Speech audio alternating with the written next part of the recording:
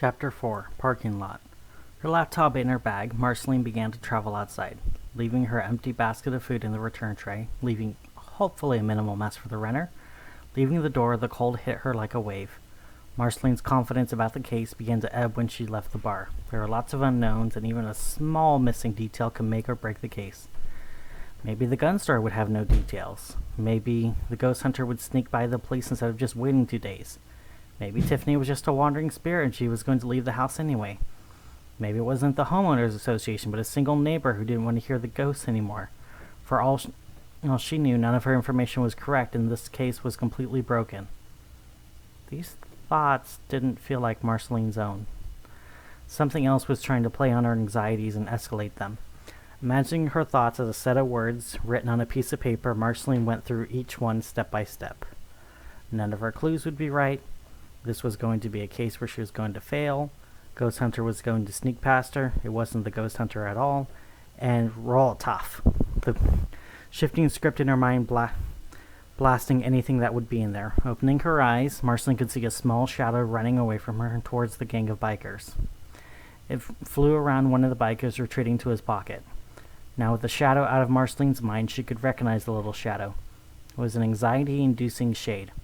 A novelty toy behind the veil, but something that could be very well be useful in, say, making someone behave in a way that makes them vulnerable.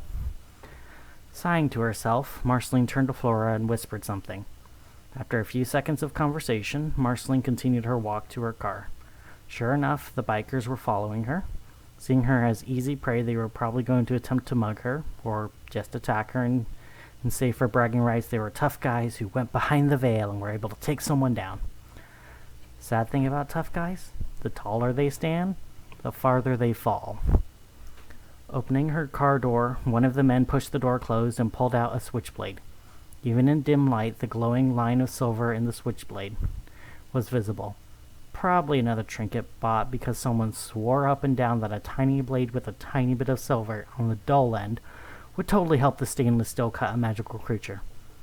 "Where are you going? Aren't you going to help us?" he said. His smile was wide, like he was trying to look like a shark. But he had too few teeth to be a shark, and he was just so horribly human. It was dreary and boring to see his smile. Still, it would be some fun to mess with him and his friends, especially since they didn't seem to understand the rules of the Stagger Inn, let alone how to survive behind the veil. "I'm going home. Whatever help you need, you can find it in yourselves," Marceline responded with her hands on her hips. Aware of the others behind her, checking in her mirror by just moving her eyes, she could see one of them was holding a little shadow bottle, probably containing a minor gin they thought would be their royal flush. Free advice for Tipicam. Any shadow bottles you can buy here are at best a novelty, and at worst they're a practical joke played at your expense. Let me guess, the seller promised you that the djinn was a powerful prince of the demons who was contained by Solomon himself, and now the genie would grant any wish you desired. Marceline mocked the man holding the dark bottle. He seemed to almost snuggle up against the bottle, like he thought he was going to protect against her. Something in the bottle moved, and a shudder moved up Marceline's spine. Djinn may be powerful, but they are rarely straightforward, and if whatever was in the bottle was djinn or worse, an ifrit or a demon, it would be more dangerous if it escaped. Still, the odds of someone selling something legitimately dangerous to these idiots were... The bottle popped open, the Solomon seal shattered, and the smoke coalesced and grew. The being of smokeless fire shaped into a snake larger than the man was tall, with 4 fangs and 6 eyes, each eye glowing bright gold as the snake hissed. Apparently the odds were a lot higher than Marceline gambled. "Run," Marceline said, vaulting towards the doors of the Stagger Inn. The men were scattering as the snake spirit began to slither towards the man who held the bottle. The man screamed, trying to draw his switchblade and swipe at the snake. The blade glanced off the scales as the snake began to wrap around him, already playing with its food. "Are you going to do anything to help them?" Marceline asked the bouncer. Flora glanced up from her coloring book. Already she was a little out of focus. Her shadow behind her opened its eyes. Glowing green like Flora's eyes, the two of them speaking at the same time. The deep chthonic voice intermingling with the sing-song child's voice, and with an echo that can only be heard when one had heard the din of pandemonium. What's in it for me? They're the idiots who bought an ifrit from a gift shop. The seller specifically said, "Don't open it," the two of them spoke. Flora's voice focused, and then it faded into the demon's voice, and then back to Flora. It was unsettling, but could be handled. Well, then they would all owe you. Somehow I think someone like you always needs more playmates, Marceline responded, using an intentional pun to appeal to them both.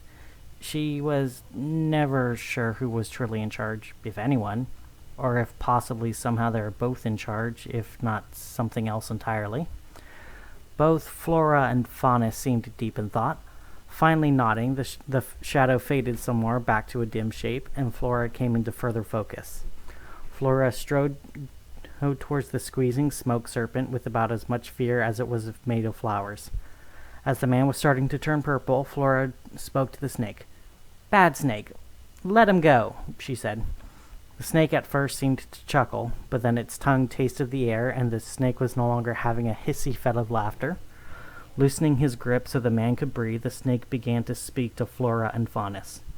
Even though it knew enough not to dare strike at the snare, it was going to try and see if it could talk its way out of trouble and into keeping its prey. "This soul is mine. He paid the price. He shattered my seal. He made his wish. So I will claim what is mine. Why would you interfere? You have your prize.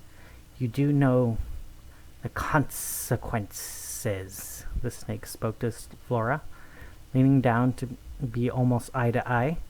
Normally the golden eyes of such a creature would cause paralysis and fear in whoever was beholding it. But before Flora, they were just normal eyes. Flora began to make silly faces in the reflection of the snake's eyes. After a few faces, the snake tilted its head and began to make his own silly expressions the best he could with the child. After a few more tries, they were both laughing. The bikers watching were only staring at what was going on, confused, but also too scared to either leave or even ask. Finally, after her last silly face, Flora finally answered the snake's questions.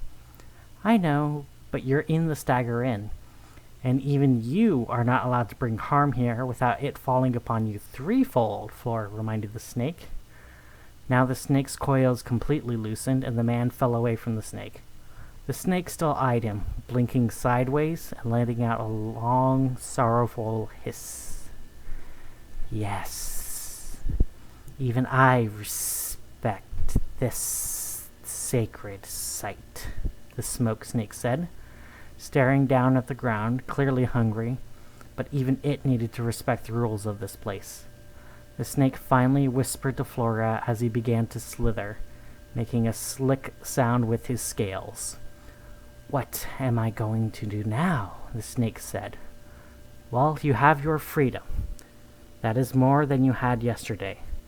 Who knows what tomorrow is going to bring you? You have your own path now, which is more than the cost of a moment of revenge," Flora told the snake. The snake finished its slither, disappearing into the woods behind the Stagger Inn. The bikers watched it as Flora approached them. "As for the rest of you, your cost is going to be much steeper." The last two words were said by the shadow as Flora faded, and Faunus, her shadow, came into shape, fading from static and solid and shadow into solid shape. The bikers faded as Faunus became more solid, until they were gone and not even their shadows remained. Marceline walked to her car, listening carefully to hear if there were any snakes out in the shadows, or worse, Tippicam. Hearing nothing, she continued to her car and called out to Faunus. "I'm going to head to home for the night, Faunus. You have a good night, and don't leave them in pandemonium for too long. You don't know what kinds of deals they'll make," Marceline called out to him. Faunus did a sort of half-wave and began to half-walk, half-hover over to where he was standing earlier. Marceline pulled out of the parking lot and drove her car into her apartment, deeper into the city.